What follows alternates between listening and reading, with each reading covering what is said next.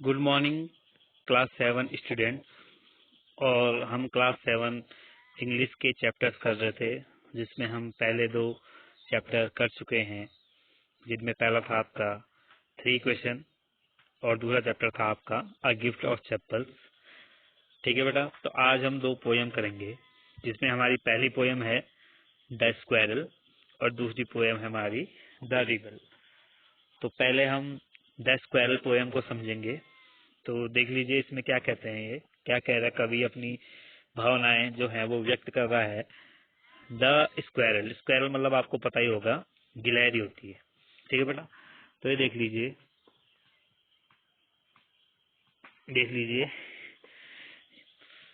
Poem के title के नीचे कुछ पंक्तियां लिखी हैं। तो पहले आपको उसके थ्रू समझाते हैं कि उन पंक्तियों में आखिर कवि क्या कहना चाहता है।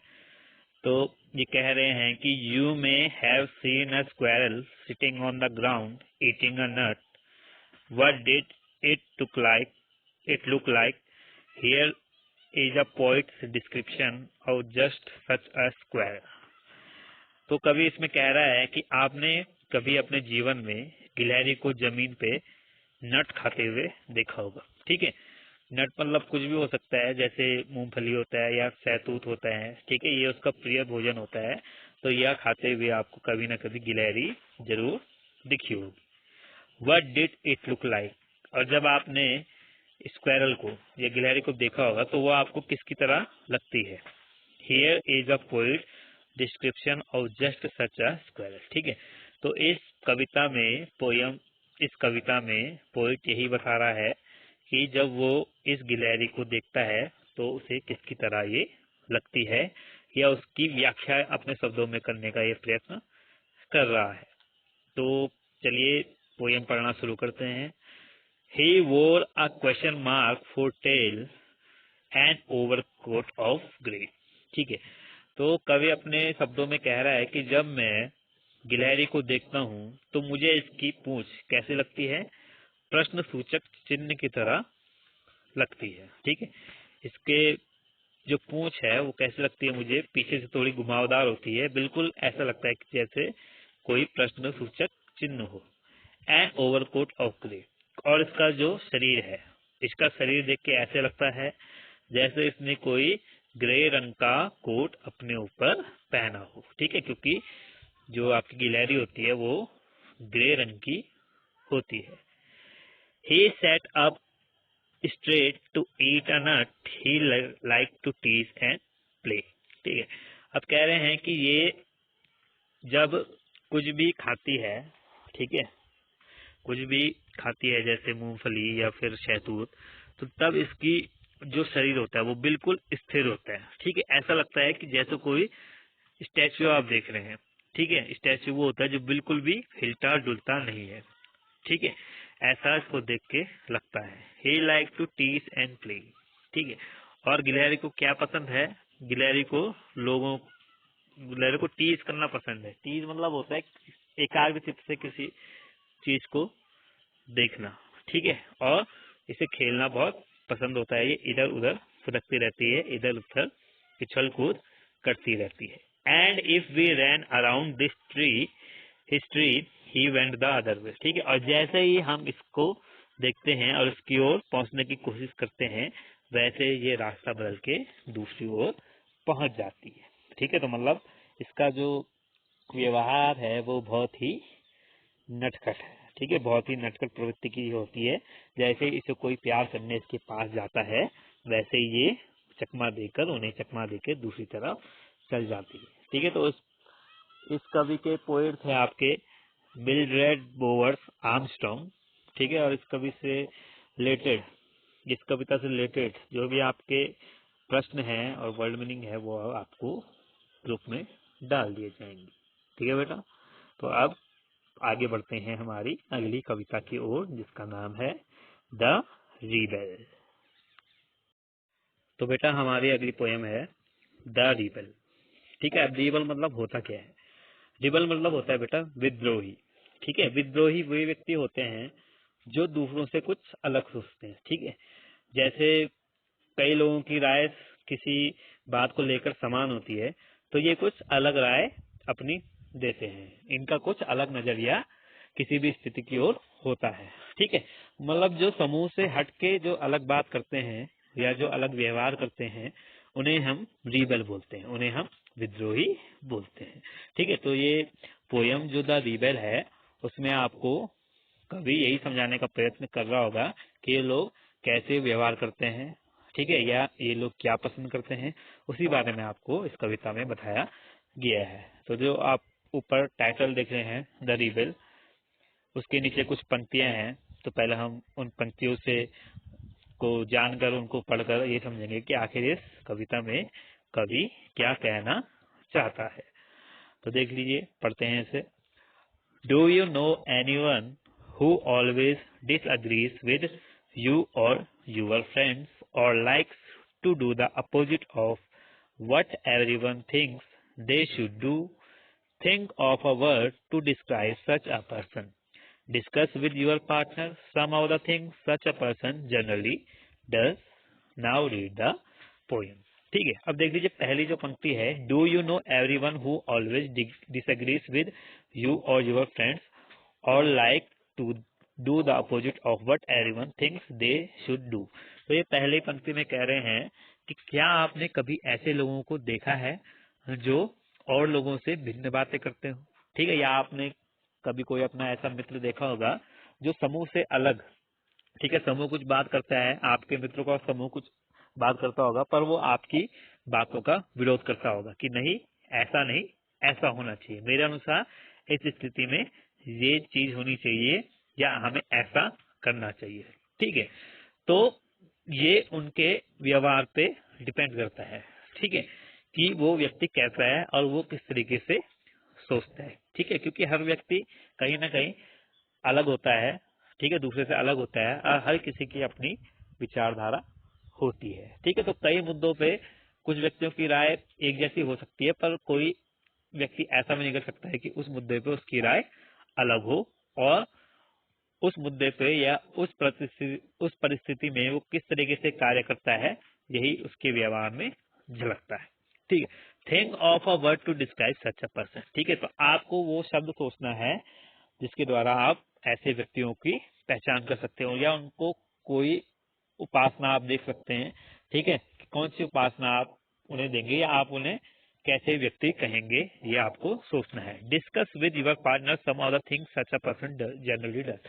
ठीक है, और अपने मित्र के साथ, ठीक है, या अपने साथी के साथ आप ऐसे व्यक्तियों की या ऐसे लोगों की चर्चा कर सकते हैं जो सामान्य लोगों से, ठीक है, या जो समूह के व्यक्ति हैं उनसे कुछ अलग सोचते हैं। ठीक है, तो अब हम पोएम पढ़ते हैं। When everybody has short hair, the rebel lets his hair grow long। ठीक है, तो अब कवि अपने व्यवहार मतलब अपने माध्यम से आपको बताना चाह रहा है कि विद्रोही व्यक्ति कैसे होते हैं या वो क्या करते होंगे। तो पहले जो लाइन है उसमें कह रहे हैं वो कि जब सभी छोटे बाल रखते हैं उस समय जो विद्रोही लोग होते होंगे, ठीक है, या जो अलग सोचते होंगे, उस समय वो अपने बाल बड़े रखते होंगे या लंबे रखते होंगे। When everybody has long hair, the rebel cuts his hair short। और जब सब अपने बाल बड़े रखते होंगे उस समय जो विद्रोही व्यक्ति होता होगा वो अपने बाल छोटे रखता होगा। When everybody talks during the lesson, the rebel doesn't say a word। ठीक है, और जैसे कि कभी कभी कक्षा में कोई चैप्टर हम पढ़ाते हैं या बच्चे सुनते हैं वो चैप्टर, तो कभी कभी कोई चैप्टर बोरिंग हो जाता है और बच्चे आपस में बातें करने लगते हैं। तो जब ऐसा होता होगा तो जो विद्रोही व्यक्ति होगा वो बिल्कुल शांत बैठा रहेगा और ध्यान से सुनेगा। When nobody talks during the lesson, the rebel creates a disturbance। और जब कभी आपको कोई ऐसा पाठ पढ़ाया जाता है जिसमें आपका इंटरेस्ट हो, जिसमें और बच्चों की रुचि हो या जिसमें पढ़ने में आपको मजा आता हो, तो उस समय आप देखते होंगे कि जो ये विद्रोही व्यक्ति होता है, जो रिबेल होता है, वो डिस्टर्बेंस करता है, वो खुसर फुसर दूसरों से करता है या दूसरों का ध्यान भी भंग करता है। When everybody wears a uniform, the rebel dresses in fantastic clothes। ठीक है, और जब हर कोई अपना यूनिफॉर्म पहनता है, ठीक है, यूनिफॉर्म मतलब सादी वर्दी, ठीक है, सादी वर्दी जिसमें कोई तड़क भड़क नहीं होती। उस समय क्या करता होगा विद्रोही, वो बहुत ही फैंटास्टिक क्लोथ पहनता होगा, ठीक है, बहुत ही सुंदर और अतरंगी वस्त्र पहनता होगा जो देखने में बहुत ही अच्छे लगते हैं। When everybody wears fantastic clothes, the rebel dresses soberly, ठीक है। और जब किसी समारोह में या किसी मेले में आप बहुत अच्छे कपड़े पहनते हैं, नए नए कपड़े पहनते हैं, तो उस समय विद्रोही क्या करता होगा, वहां पे सामान्य कपड़े पहनकर जाता होगा, ठीक है। जैसे आप स्कूल की आप जो ड्रेस पहनते हैं वो क्या होती है, आपकी सामान्य होती है, बिल्कुल सादी होती है, ठीक है। तो वैसे कपड़े ये पहन के वहां पर जाता होगा। In in the company of dog lovers the rebel expresses a preference for cats, ठीक है। और जब कोई ऐसा समूह होता होगा जो कुत्तों को बहुत प्रेम करता होगा या पालतू कुत्तों से बहुत लगाव रखता होगा, तो वैसे समूह में ये जो विद्रोही होता होगा वो क्या बोलता होगा, वो कुत्तों की निंदा करता होगा और कहता होगा कुत्तों से अच्छी तो बिल्लियां होती है, मुझे बिल्ली रखना पसंद है। In the company of cat lovers the rebel puts in a good word for dogs. और जैसे वो किसी ऐसे समूह में जाता होगा जहाँ पे बिल्ली की तारीफ हो रही है, तो वहां पे वो क्या बोलेगा कि नहीं बिल्ली अच्छी नहीं होती, वहां पे वो किसकी तारीफ करेगा, कुत्तों की तारीफ करेगा कि कुत्तों के स्वामी, कुत्तों के जैसा कोई स्वामी भक्त नहीं होता। तो आगे चलते हैं इसमें।